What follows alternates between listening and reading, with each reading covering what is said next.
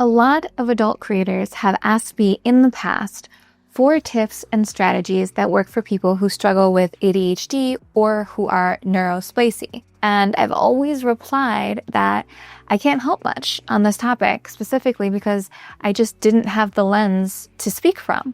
Well, flash forward, after struggling for about a year with what I really thought was depression, I have now been formally diagnosed with ADHD. And it turns out I do have that lens, I just didn't know it. So today I'm going to share some of the things that have been incredibly useful for me now that I better understand what's going on inside my brain. And hopefully they will help you just as they've helped me.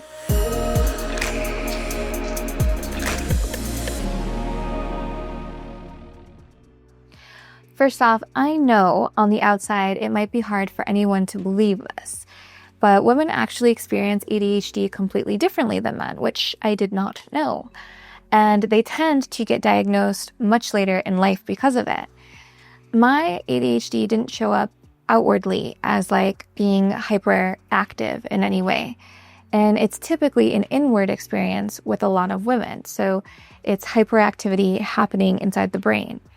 I had previously been diagnosed with an anxiety disorder, and I thought that that was just kind of what I had been experiencing my whole life. You know, this nonstop, constant chaos inside my head, fixating on things on a loop and suffering as a result of it. But the reality was that I just had a misdiagnosis. For women specifically, their ADHD is often misdiagnosed as depression or anxiety disorders or PMDD and things of that nature. That's actually how I ended up getting my diagnosis. After, a really hard year, I was pretty certain that I was struggling with a bout of depression over the course of the last 6 months or so. And I just couldn't seem to get things done. I couldn't seem to get things even started. And inside, I was just really being hard on myself. I was tearing myself apart, thinking I was just being lazy. People depend on you, Mel. What's wrong with you? And so on and so forth. My mind was always hyperfixating on all of my grieving and all of my personal challenges and just playing it on a loop. And I felt like I had no idea who I was because just this part of me was also a chameleon that would shift depending on who I was interacting with. I felt like I was inauthentic, and that also added this additional sense of dread on top of, everything else that was going on because I started to feel like an imposter in my own skin.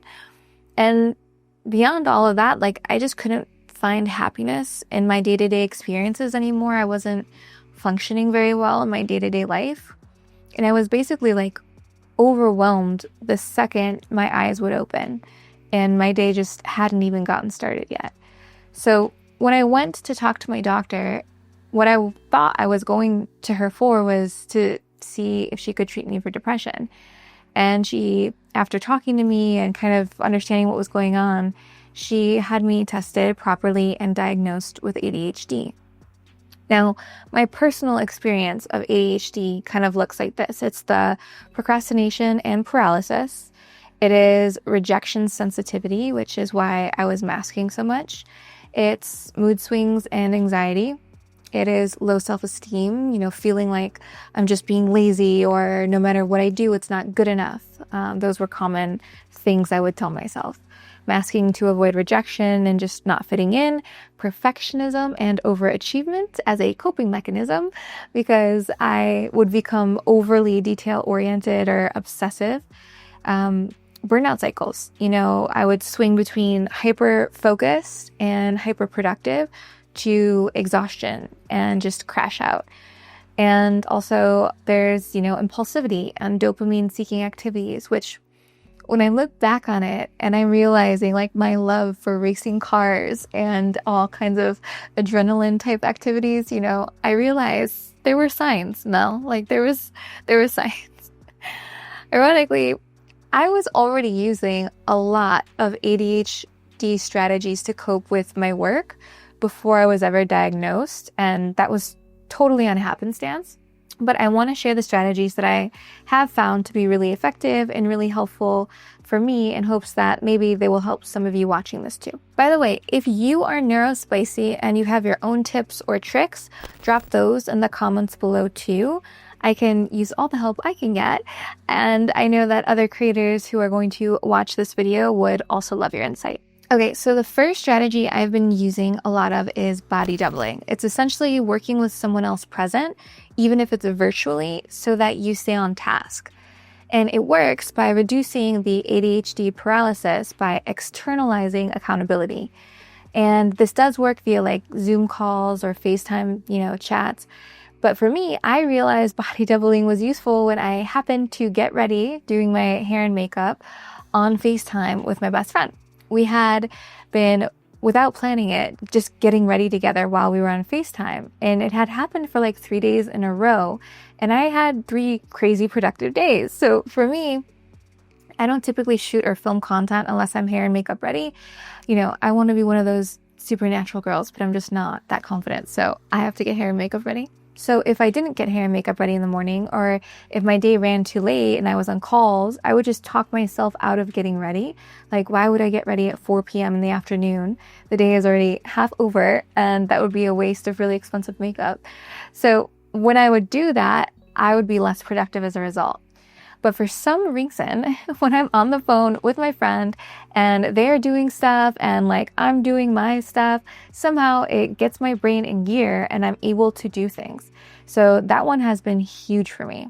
Also, it's just great to like get ready with your best friend every day. And this has been doing wonders for my mental health as just a byproduct too. By the way, inside CEO Society, our free private community for adult content creators, we have co-working spaces every day so that you can body double with other creators while you like schedule your content out or edit your content or just knock out whatever admin tasks you need to do that day. So if you want to try body doubling with the CEO squad, you can click the link in the description of this video and join the CEO Society and see if that works for you. Now, this next one is the Pomodoro method and batching. So Pomodoro method is essentially a strategy that helps you focus on tasks in bursts and then with breaks.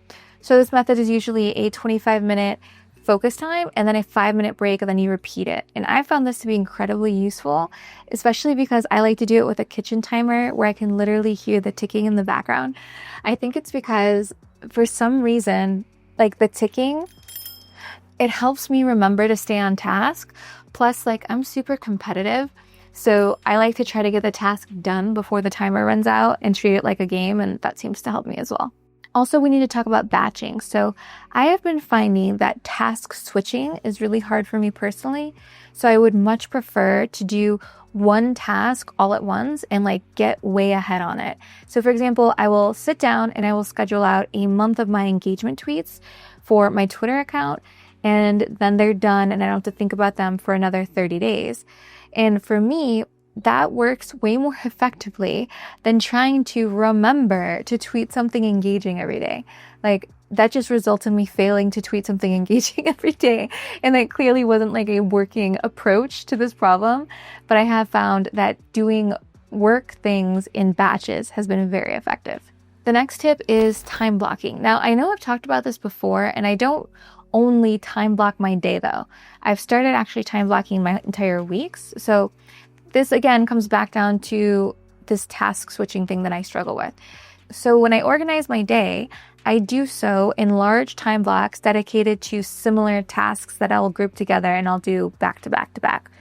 But this expands into how I time block my weeks now. So currently I have an admin or manager week, and then I'll have a filming and creative week. And then the next week will be admin or manager, and then, repeat. And then they just alternate like that. And originally I started doing this because I just found that I was having too many meetings and calls, and I wanted to reduce those to give me more time to film. So like, remember, I have SWCEO, SWR data, GPTease AI, in addition to being an active adult content creator. So your girl has hella meetings. But when I moved all of my meetings to being bi-weekly, I reworked my tasks and I batched all my admin tasks to that same week I would have meetings. This way, when the next week came around, I had like the mental space and capacity to be creative and actually film and produce content. So this is how I started setting up my weeks to focus on using one side of my brain and to focus on one type of task. And when I started doing that and kind of time blocking my weeks in addition to my days, it has been a lot more valuable. I highly suggest trying this and letting me know in the comments if this was helpful for you too, because this one has made a huge, huge difference for me. Now, this next one might seem a little silly, but it is environmental cues. I read in a book once a long time ago that if you keep your gym shoes on in the house, you will be more active and you will be like up and about, just because in your subconscious, it associates your gym shoes with movement. So for that reason, I've always had like inside gym shoes that I wear all day long. And I didn't realize that at the time, this is also just an environmental cue that tricks my brain into getting me moving. And environmental cues like that are super effective for people with ADHD. Another one that I have is just that work happens in the office. So when I'm going into my office, I'm kind of entering work mode. My brain kicks into high gear because it's in the environment to execute the tasks that are going to be in front of me. A lot of people actually experience this when they're going to the gym. You know, they feel like they work out harder when they're at the gym versus when they're at home alone. And then again, it comes down to that environmental cue. Now, last but not least, I definitely lean on AI and other tools when and where I can. I use Asana for my tasks, which just sends these notifications to my phone or my desktop when things are coming due. That really helps me stay executing on things. I use Google Calendar for all my events, so you will often hear me say if it is not on my calendar, it doesn't exist to me, and that is very true. When I am in Zoom meetings, I have an AI note taker plugin that will email me the notes from that Zoom call and also bullet point the action items I need to execute on. And then finally, and most of you already know this, our AI tool that we released, GPTease.ai. GPTease is essentially like a ChatGPT tool, but without all of the strict content policy restrictions. And it's made specifically for adult creators by, yours truly, an adult creator. But because having ADHD means things can be a struggle to just get started, GPTease has helped a lot in automating some of that process. Like, I use it to build out my content calendars, then I use it to script the videos that I'm going to film, then I SEO optimize the title and the description of those videos that I'm going to use for that content. And I'll even have it write me the captions for my locked PPVs, because GPT's captions just convert higher and get more unlocks than the ones I write myself. So GPT's just reduces the friction in getting started. And when getting started is already hard enough, this can be a real game changer. It's completely free at its most basic level. So if you would like to try that, I'll have that in the description as well. Now remember, ADHD isn't a barrier to success.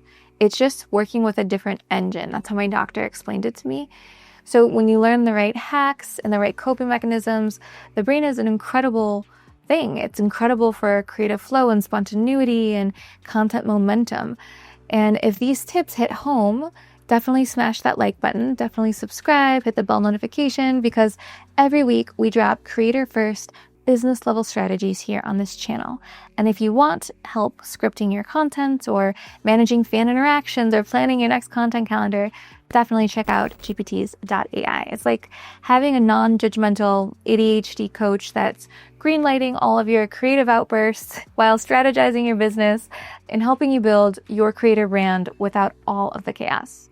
Thank you so much for watching CEO Squad, and I will see you in the next one.